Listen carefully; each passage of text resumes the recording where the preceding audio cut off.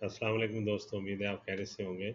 मैं homeo doctor Zaheer. आज मैं आपको बताता हूँ, जो छोटे बच्चे बहुत ज़्यादा ज़िद करते हैं या जिन्हें इरिटेटिव चाइल्ड कहा जाता है, वो हर बात में ज़िद करते हैं और रोते रहते हैं, झगड़ते रहते हैं। ऐसे बच्चों के लिए होम्योपैथिक में जो अद्वियात हैं, जो इस्तेमाल करने से बच्चों का लड़ना झगड़ना या ज़िद करना या रोना ठीक हो जाता है और वो नॉर्मल बच्चों की तरह बिहेव करना शुरू हो जाते हैं।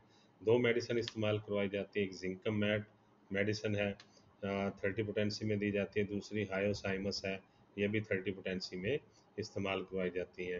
ये दोनों मेडिसिन आपस में मिलाकर 5 से 7 कतरे सुबह, इसी तरह दोपहर को, इसी तरह रात को बच्चे को दूध में मिला के, पानी के साथ या किसी भी चीज़ में मिला के बच्चे को देंगे तो इंशाल्लाह ताला वो ज़िद करना और जो इरिटेटिव चाइल्ड है वो बिल्कुल ठीक हो जाते हैं। लड़ना झगड़ना, ज़िद करना उनका ठीक हो जाता है।